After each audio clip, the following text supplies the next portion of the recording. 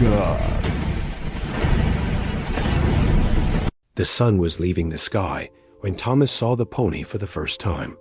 It was early summer, and the desert around the Hadley homestead felt like an empty ocean. There were no neighbors for miles. There were no other children. There were no sounds except wind, birds, and the creak of the old house that Thomas lived in with his mother. His father had been dead for 2 years. That was enough time to stop expecting to hear his voice, but not enough time to stop listening for it. Thomas was walking to the water well when he saw something moving near the fence. At first, he thought it was a piece of cloth caught on the wood. But cloth does not breathe. Cloth does not have eyes. It was a pony, a small horse, much smaller than the big animals in the corral. This pony was different from the other horses. It was thin, very thin.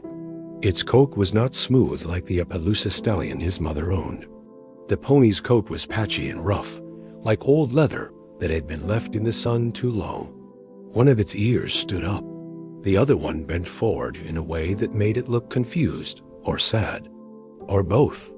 The pony's legs were crooked, not straight like they should be. And there was something else. Long scars marked the pony's shoulders and back, deep scars, the kind that come from pain. Thomas stopped walking. He did not move. The pony did not move either. They just looked at each other, a boy of 8 years old and a broken animal that should not have been standing at all. "Where did you come from?" Thomas whispered. The pony took a step closer. It was slow and careful. It was the way a sick person walks. The pony's ribs showed through its skin like fence posts. Thomas could count them easily. He had never seen an animal so hungry before. "Did someone hurt you?" he asked. The pony made a sound. Not a neigh, not a whinny. Just a soft noise, like wind pushing through an empty room. Thomas understood that sound. He made sounds like that sometimes when his mother was not listening. Sounds that had no words but meant something. Thomas walked back to the house. His mother was inside, working. She was always working. She cooked, she cleaned, she fixed broken things, she mended clothes. Her hands were always busy, because busy hands do not have time to think about sad things. Thomas knew this because his hands were always busy too. But his mother had taught him that. "Mama," he said, "there is a horse by the fence." His mother looked up from the pot she was cleaning. Her face was tired. Her face was always tired now. "A horse?" she asked. "A small one. A pony. I think it is sick." His mother dried her hands. She walked outside with Thomas. The pony was still there, standing in the same spot, waiting like it had been waiting for a very long time. Thomas's mother crossed her arms. She looked at the pony for a long time without speaking. "That is a pony," she said. "Not ours. Can we help it?" Thomas asked. "Help it how?" "Give it food. Give it water." His mother was quiet. She looked tired and sad and angry, all at the same time. That was her usual face now. "We do not have enough food for ourselves, Thomas," she said. "We cannot feed a broken animal." But even as she said this, she was already walking to the barn. Thomas followed her. His mother took out some grain, the same grain they ate, the grain they had to make last until the next trading day. She put it in a bucket and walked back outside. The pony watched her approach. It did not run. It did not move. It just watched like it had given up on running long ago. Thomas's mother put the bucket down in front of the pony.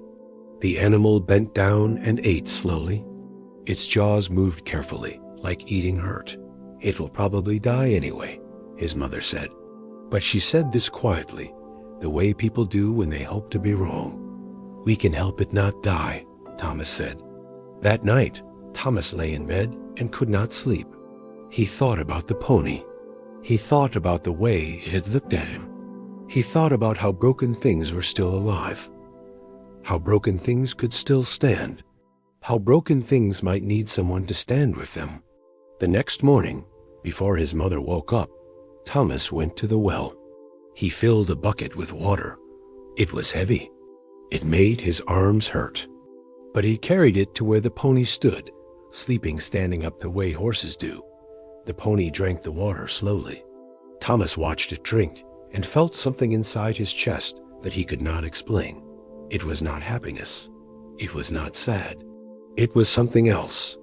It was like when two broken things come together and fit. "What is your name?" Thomas asked the pony. The pony did not answer. But Thomas decided anyway. "Your name is Smoke," he said, "because you are like smoke. You are almost not there, but you are still here. You can still see through you, but you are real." Over the next weeks, something changed at the Hadley homestead. Thomas woke early every morning. He took the bucket to the well. He filled it with water. He carried it to Smoke. He collected grass and put it in the corral. He talked to the pony while he worked. He told Smoke about his father. He told Smoke about being alone. He told Smoke about the night his mother cried so hard that Thomas thought she might break completely. Smoke listened. The pony never looked away. The pony never pretended to be interested. The pony just stood and listened with its bent ear and its crooked legs and its scars showing. And slowly, something started to happen. Smoke began to eat more. The pony began to stand straighter. The thin bones under the rough coat began to disappear under new flesh. The patchy coat began to grow thicker and smoother. The light came back into the pony's eyes. Not the light of a fine, strong animal, but the light of something that had decided to live. Thomas's mother watched this happen. She watched her son care for this broken pony with the same love that his father had once given to Thomas. And she began to understand that broken things could heal other broken things. That an 8-year-old boy and an abandoned pony could save each other in the middle of an empty desert. She began to bring extra grain. By the time summer turned to fall, Smoke was no longer dying. The pony was beginning to live. And in the quiet way that love works, Thomas and Smoke had become something neither could have been alone. They had become a family of two. Winter came hard that year. The sky turned gray. The wind became sharp and cold. Snow fell in thick sheets that covered everything: the house, the barn, the corral, the whole desert. Thomas's mother said it was the worst winter in 5 years. The animals stayed close to the barn. The supply of grain grew smaller and smaller. There were nights when Thomas went to bed hungry, and his mother told him stories to distract him from the empty feeling in his stomach. But Smoke did not leave Thomas's side. By now, the pony was almost strong. The scars were still there, but they did not look like pain anymore.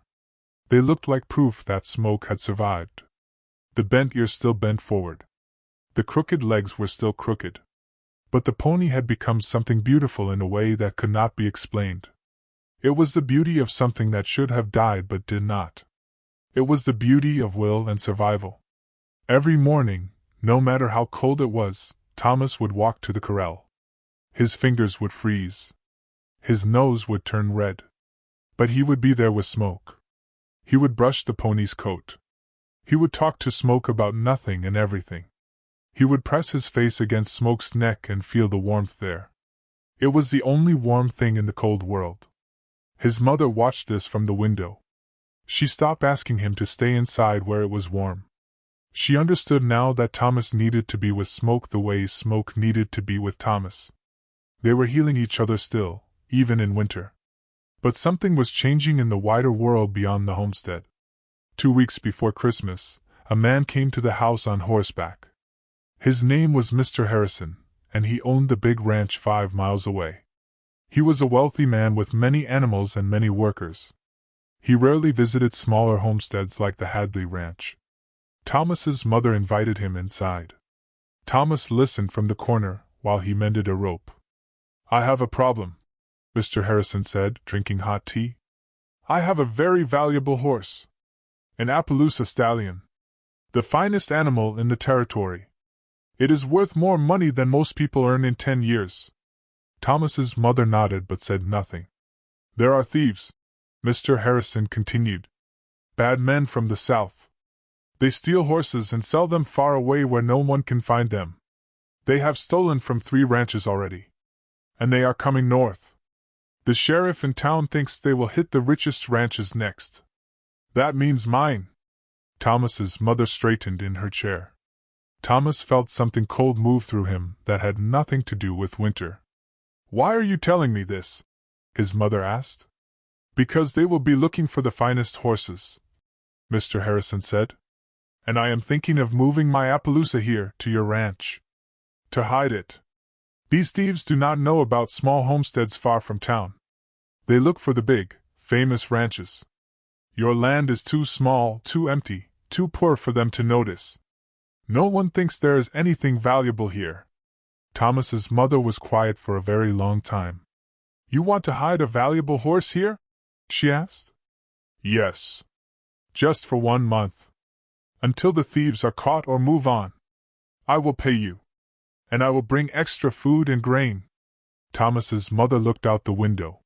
She could see the corral where Smoke stood in the snow. She turned back to Mr. Harrison. No, she said. Mr. Harrison looked surprised. No? He asked. No. We do not want that trouble here. We want to be left alone. But Mr. Harrison did not listen well. He came back 2 days later with the Appaloosa stallion. He brought bags of grain and money and coins. He said the horse would only be there for a short time. He said it was the safest place. He said he would owe her everything. Thomas's mother took the money. She took the grain. But she looked unhappy about it. That night, she sat with Thomas by the fire. Do you understand what might happen? She asked him. Thomas was 8 years old, and he understood very little. But he understood his mother's voice. And her voice was afraid. Bad men want that horse, Thomas said. Yes. Bad men might come here. They might come at night. They might be dangerous. Thomas thought about this. He thought about Smoke standing in the corral with the big, beautiful Appaloosa stallion. Will they hurt Smoke? He asked. His mother pulled him close. She did not answer the question. But her arms around him were very tight. Thomas understood what that meant. It meant the answer was yes. For the next week, Thomas spent more time with Smoke than ever before. He sat with the pony while snow fell. He whispered things that he could never say to another person. He told Smoke about his father. He told Smoke about being afraid. He told Smoke that Smoke was the best thing in his life. He told Smoke that if something bad happened, he wanted Smoke to know that he was loved. That he mattered. That his life meant something because he had lived it. Smoke listened the way Smoke always listened. One night Thomas woke up. It was very late. The house was dark and cold. He heard his mother moving around. He heard her loading things. He heard fear in every sound she made. He went to the window and looked outside. The moon was bright on the snow. He could see the corral clearly. Smoke stood there, watching. The pony's ears pointed toward the south. Toward the dark places where wind and danger lived. Thomas realized that Smoke knew something was coming. The pony had sensed it the way animals sense storms before the sky changes. Smoke was waiting. Smoke was ready.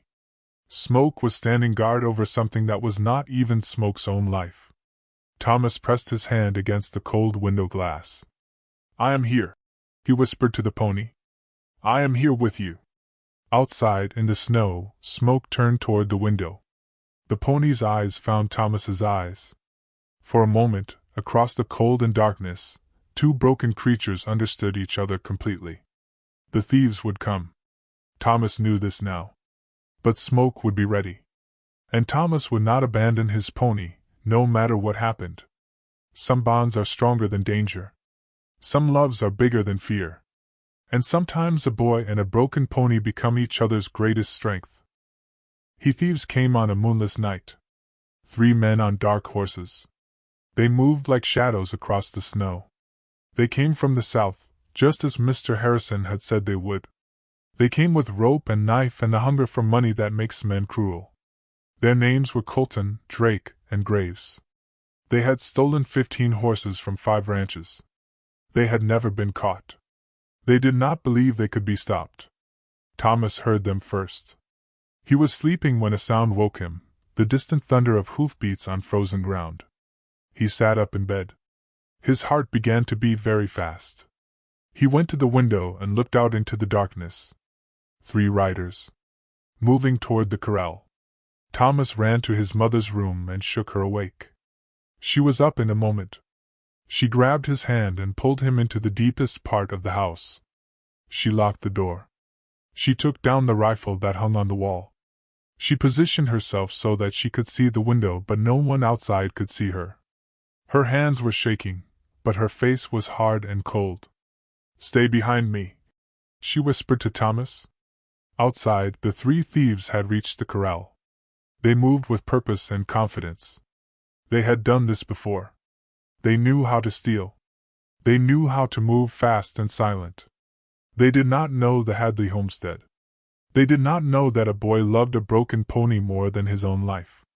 Colton was the first to enter the corral. The Appaloosa stallion was there, beautiful and valuable, exactly as Mr. Harrison had described. The horse was perfect. The horse was worth a fortune. But Smoke was also there. The broken pony stood in the corner of the corral, watching.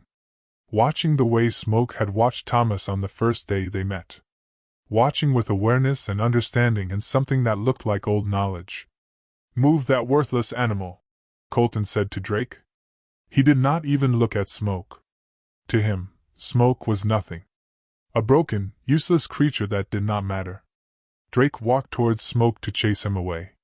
But the pony did not run. Smoke simply walked, slowly and carefully, directly into the path between Drake and the Appaloosa. It was not aggressive. It was not wild. It was simply blocking. Being present. Standing in the way. "Stupid animal," Drake cursed. He pushed at Smoke's shoulder. Smoke did not move. Colton tried a different approach. He came from the left side of the corral, trying to herd the Appaloosa toward the gate. But Smoke was there. Always there. The pony moved with a strange intelligence, not running, not fighting, simply existing in exactly the place where the thieves needed to be. "Move, you broken creature!" Graves shouted. He reached for a whip he carried. And that was when Smoke did something that changed everything. The pony stood on its hind legs. It rose up on its crooked back legs. It looked impossible. A broken animal should not be able to do this. But Smoke did it. And then the pony made a sound. Not a normal horse sound. Not a whinny or a neigh. A scream. A long, piercing, terrible sound that split the night open like thunder. The sound was so loud that the thieves covered their ears. The sound was so strange and wild that the Appaloosa stallion panicked and ran to the far corner of the corral. The sound echoed across the desert, bouncing off rocks and hills, traveling for miles in the cold night air. And in the distance, other sounds began to answer. Dogs started barking. Not one dog. Many dogs. The sound came from the neighboring ranches, the Hendersons, the Patels, the Morrison family. They had all heard Smoke's cry. They had heard the disturbance in the night. In the desert, where silence is normal, a sound like that meant danger. The thieves did not know about the neighbors. They did not know that sound traveled far in the winter air. They did not know that good people listen for the sounds of trouble. "We need to leave," Drake said. "Not without the horse," Colton said. But Smoke was everywhere now. The broken pony moved with speed that should not have been possible. It blocked the gate. It cut off paths. It pushed against the thieves not with violence but with pure, stubborn presence. And the dogs kept barking. And the sound of hoofbeats began to come from the distance. Other horses. Other riders. The neighbors were coming. "Now!" Graves shouted. The 3 thieves mounted their horses. They looked at each other. They understood that something had gone wrong. Something about this simple, broken pony had stopped them. Something about this impossible animal had called for help in a way they could not prevent or understand. They rode away into the darkness, angry and empty-handed. Behind them, the Appaloosa stallion remained safe in the corral.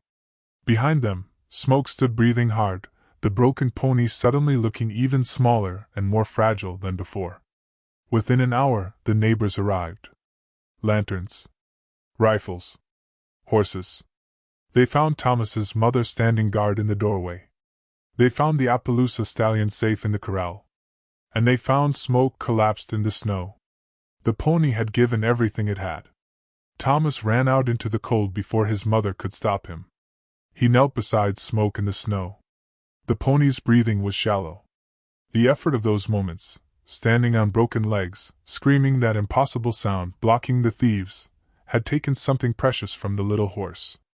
"No," Thomas whispered. "No, Smoke. Stay with me." He pressed his face against Smoke's neck. He felt the heartbeat there, still beating, still fighting. And Smoke opened one eye. The pony looked at the boy who loved him. And in that moment, Smoke was not broken anymore. Smoke was the strongest, most beautiful creature ever created. Because Smoke had chosen to be strong. Smoke had chosen to protect. Smoke had chosen the boy over safety. By morning, Smoke was still alive. The pony was weak but breathing. The neighbors had stayed through the night. Mr. Harrison had come and wept with gratitude.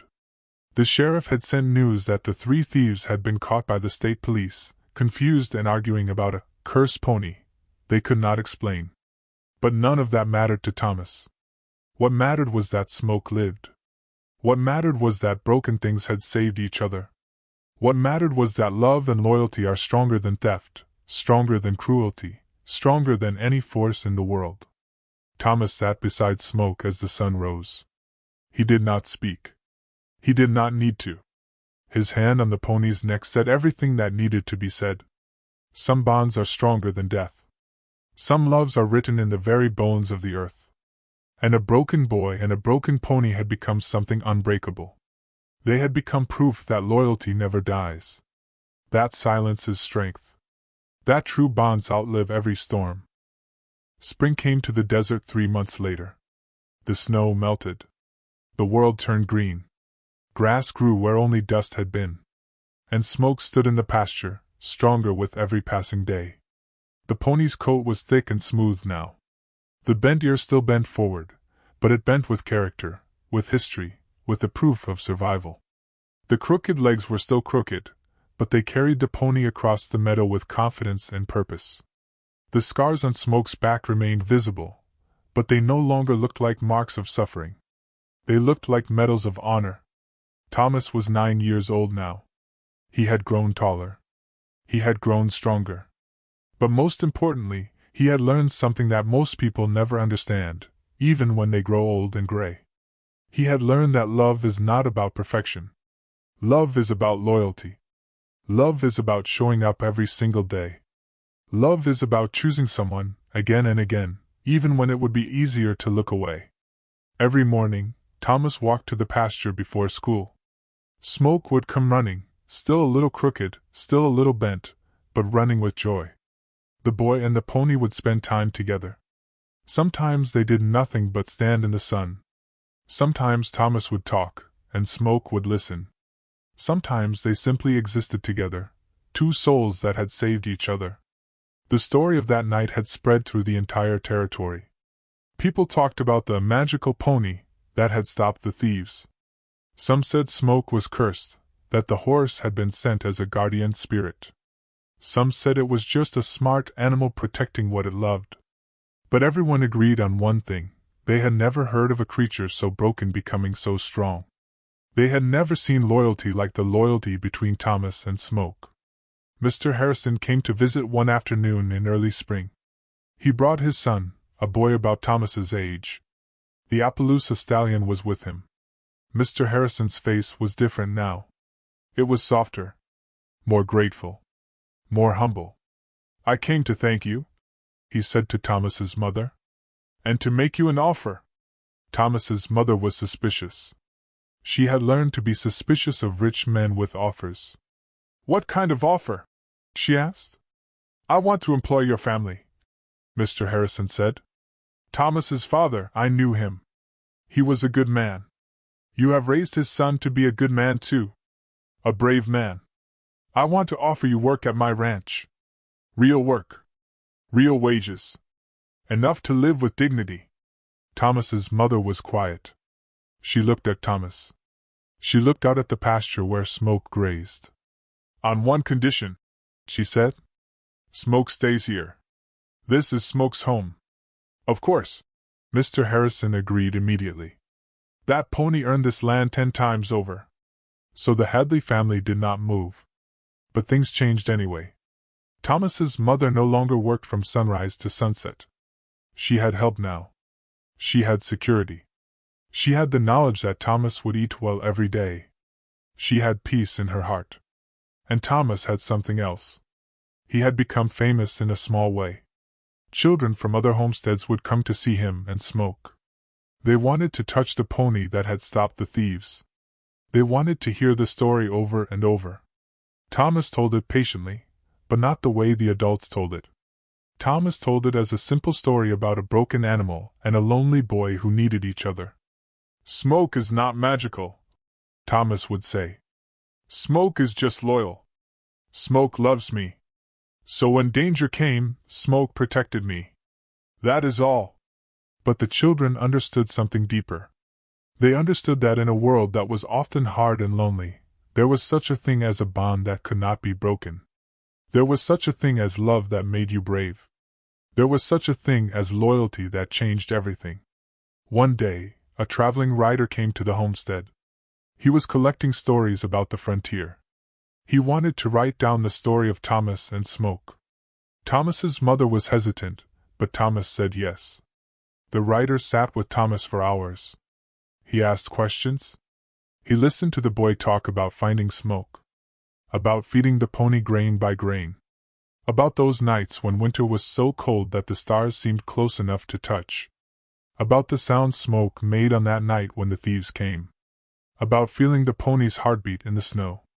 When the writer left, he promised to return someday with the story printed in a book. But Thomas did not care much about stories. Thomas cared about the present moment. About standing in the pasture with Smoke. About the way the pony nickered when it saw him. About the trust in Smoke's eyes. By summer, Smoke was completely healed. The transformation was complete. A creature that had arrived half dead and broken had become beautiful. Not because the scars disappeared, they remained as proof of what had been endured. But because the pony had decided to live. Had decided to love. Had decided to be brave. Thomas's mother often watched them together from the porch. She had lost her husband, but she had gained something too. She had gained the understanding that life continues. That love can grow in unexpected places. That broken things can become whole not by forgetting their pain, but by moving forward with purpose. One evening, as the sun turned orange and gold, Thomas sat with Smoke on a high hill that overlooked the entire desert. You could see for miles from this place. You could see the distant mountains. You could see the path where the thieves had come and gone. You could see the ranch that had become Thomas's home, really and truly home, in a way it had never been before. "Do you remember when you came to us?" Thomas asked Smoke. "You were so hurt. So alone. Just like me." Smoke turned and looked at the boy with those knowing eyes. "I want you to know something," Thomas continued. "I want you to know that saving you saved me. Everything that happened, the cold nights, the fear, the danger, it all meant something. Because we were together. Because we chose each other." Thomas pressed his forehead against Smoke's forehead. In this gesture was everything. All the love. All the loyalty. All the proof that two broken creatures had become whole by refusing to be alone. Above them, the first stars appeared in the darkening sky. Below them, the desert stretched out endlessly. And in that moment, in that place, a boy and a pony stood together, not perfect, not unbroken, but unbreakable in the ways that truly mattered. Years would pass. Thomas would grow into a man. Smoke would grow old. But the bond between them would never fade. It would become a legend told in saloons and around campfires. It would become a story that mothers told their children. It would become proof of something that people needed to believe in, that loyalty is real, that love is stronger than cruelty, that broken things can save each other. And in the end, that was the only story that ever really mattered. Not the story of the thieves or the danger or the night of survival, but the story of a boy and a pony who learned that they were never alone, that they were never too broken to be loved, that together, they were unbreakable. 30 years passed. Thomas was a man now. His hair was turning gray at the edges. His hands were weathered from work and sun and time. He was the foreman of the largest ranch in the territory. He had a wife named Sarah and 2 children who loved him very much. He had built a good life. A full life. A life that would have made his father proud. But none of this would have happened without Smoke. Smoke was old now. Very old. In horse years, the pony was ancient. The bent ear no longer bent, it just hung there, peaceful and tired. The crooked legs had served faithfully for 3 decades, carrying the pony across countless days and nights. The scars were still visible, but they were pale now, like memories fading into white lines on golden skin. Thomas visited Smoke every single day. Even on days when he had 100 responsibilities. Even on days when his wife said he worked too hard and needed rest. Thomas would make time to walk to the pasture and spend time with the pony that had saved his life. Smoke was not as strong as he used to be. The pony moved slowly. Sometimes Smoke would stand in the same spot for hours, just looking out at the desert that stretched beyond the ranch. Thomas understood that Smoke was tired. He understood that even the strongest loyalties must eventually rest. One morning in late autumn, Thomas woke before dawn. He had a feeling. Not a thought, but a feeling. It was the kind of feeling that people have sometimes, when they know that something important is about to change forever. He dressed quietly so as not to wake Sarah. He walked through the darkness to the pasture. The stars were still bright. The moon was fading. The world was that quiet color that exists only before sunrise. Smoke was standing in the field, looking toward the horizon where the sun was not yet visible. Thomas walked to the pony and put his hand on Smoke's neck. The heartbeat was still there, but it was slower now. Weaker. Like a drum that was winding down. "Hello, old friend," Thomas whispered. Smoke turned and looked at Thomas. The pony's eyes were still bright, still full of understanding. After 30 years, they could still speak to each other without words. "I know," Thomas said. "I know it is time. I know you are tired."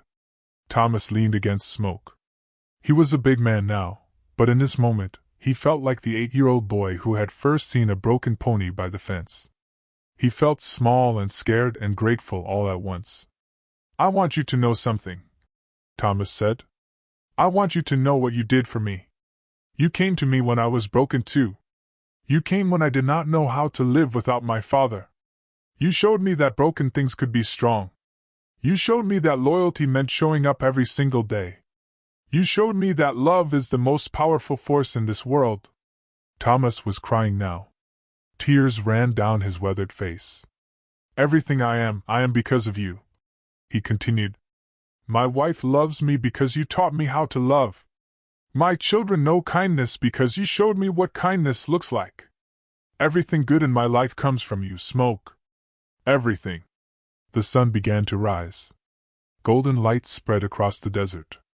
It touched the mountains first, then the hills, then the pasture where man and pony stood together. Smoke made a sound. The same soft sound that the pony had made on that first day, 30 years before. A sound with no words but full of meaning.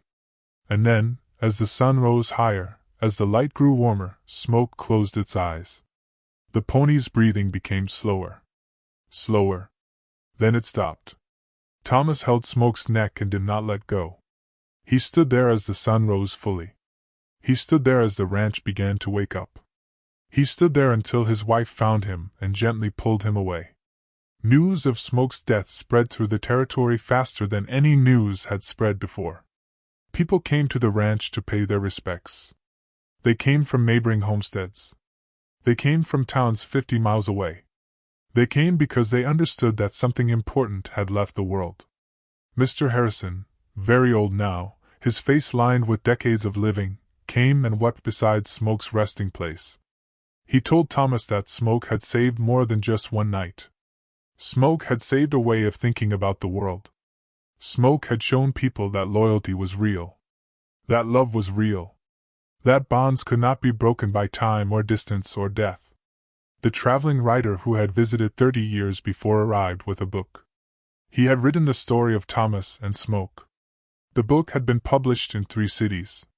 People across the country were reading about the broken pony that had stopped thieves. About the boy who had loved an impossible creature. About the 30-year bond that changed everything. Thomas held the book but did not read it. He did not need to. He had lived the story. The words were less important than the lived truth. That night, Thomas sat with his children around the fire. "Tell us the story of Smoke," his daughter asked. Thomas had told this story 1,000 times.